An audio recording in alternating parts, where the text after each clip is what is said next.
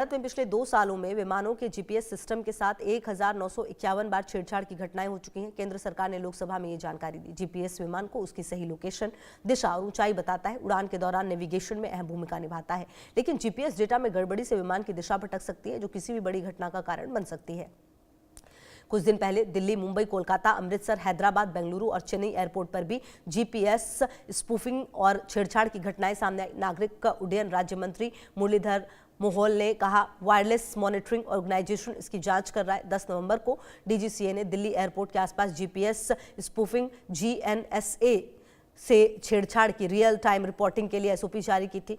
पिछले 12 दिनों में ये दूसरी बार है जब सरकार ने संसद में जीपीएस स्पूफिंग की घटनाओं को स्वीकारा है। इससे पहले 1 दिसंबर को केंद्रीय नागरिक उड्डयन मंत्री किंचरापू राम मोहन नायडू ने राज्यसभा में कहा था, दिल्ली के इंदिरा गांधी अंतर्राष्ट्रीय एयरपोर्ट के ऑटोमेटिक मैसेज स्विचिंग सिस्टम में 7 नवंबर को छेड़छाड़ हुई। वहीं 7 नवंबर को दिल्ली एयरपोर्ट पर फ्लाइट ऑपरेशन 12 घंटे से ज्यादा प्रभावित रहा। 800 से ज्यादा डोमेस्टिक और इंटरनेशनल फ्लाइट्स कैंसिल हुई, देरी से उड़ी, जबकि 20 को रद्द करना पड़ा। केंद्रीय नागरिक उड्डयन मंत्री ने सदन में बताया, वैश्विक स्तर पर रैनसमवेयर और मेलवेयर अटैक का खतरा बढ़ा है। एयरपोर्ट्स अथॉरिटी ऑफ इंडिया अपने आईटी और क्रिटिकल इंफ्रास्ट्रक्चर की सेफ्टी के लिए एडवांस साइबर सिक्योरिटी अपना रहा है। उन्हें ये जानकारी सांसद एस निरंजन रेड्डी के सवाल पर दी। रेड्डी ने पूछा था, क्या सरकार को आईजीआई पर हुई जीपीएस स्पूफिंग की जानकारी है? डीजीसीए एएआई की इससे बचने की क्या तैयारी है?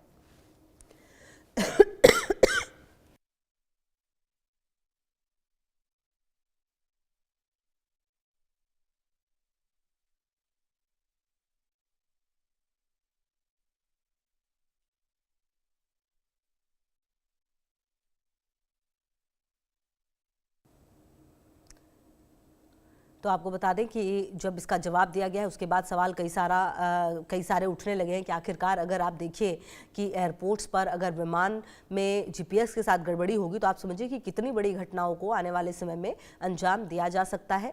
और संसद में ये हैरान करने वाला आंकड़ा सामने आया है।